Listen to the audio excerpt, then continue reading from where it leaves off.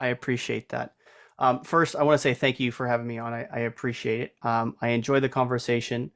I love. I wish you were able to get out to SDL charity, but I know it's quite early in the Oh morning my for God, you. yeah. Yeah, So I understand why I not. got a I appreciate boundary. your boundaries. Yeah. Exactly. I appreciate your feedback every week, Russell. I truly, truly do. Thank you. Um, I'd like to ask a question. Actually, I love the fact that you're going to NADA and you're going to be talking about EVs. Mhm. And somebody asked, I think it was Kaylee Filio, when I had the opportunity to talk with her. She asked me about the future of automotive, and you're talking extensively about EDVs when you go to NADA. What do you see? What is your opinion 5 years from now from the EV side? No Well, spoilers, Russell. yeah, no real spoilers. But first of all, I'd like to say, that it's Cherry and I doing this topic together: electric vehicles in the future of Oh, fixed cool. operations. Yeah, because I'm telling you, I could go on and on and on. We just need to do a segment on charity and her contribution to our company. But no, but yeah, we're gonna take everybody on a journey. It's about a 45-minute journey. We're gonna be talking about the potential tsunami everybody thinks is taking place, et cetera. But then we're going to come full circle. So everybody's just going to have to come to hear what's in the middle. But we're going to be going to what it does look like. And nothing's what's going to happen is much more transparency needs to take place. Okay. Mm-hmm. And we need to focus on people, elevating people, loving people, pouring into people, and letting them know they count, they matter, they make a difference. Because the future of fixed operations is going to change.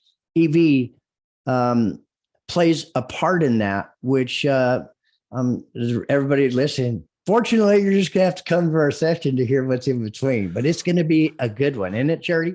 Yeah, we really iron out the data, the current data that we have on EVs and what that looks like, what that Yeah. realistically looks like, and what kind of set the expectation as to the time span that we're looking at, a realistic time span.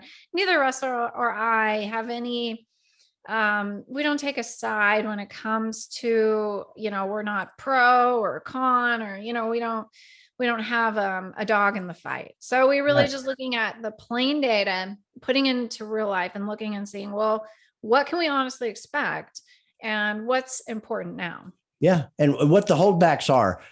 Politics are involved in that too. And I don't know how many people talk about politics in a workshop or whatever, but there's going to be some of that in there too, because there's a direct correlation between what's going on now. And it's a moving target. I'll tell you this, Sherry and I had to submit this PowerPoint like 2 months ago, Joshua.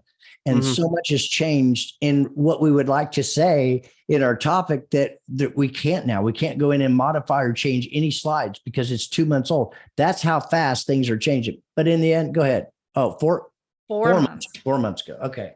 So you mentioned something. And we talk a lot about that. You're talking about doing the MPI walk around, right? In the shop. Okay. Transparency. And I'm going to say this. Okay. We have our very first sponsor. And it's not like if there was a flood of people that came after us that wanted to sponsor us, we probably wouldn't do it. We're very selective and careful about, but Art Shaw and REPAIRPAL. I mean, that is an amazing product, transparency, like what you're talking about. What happens to overall customer experience? Those are things we're focused on. Those things have to change.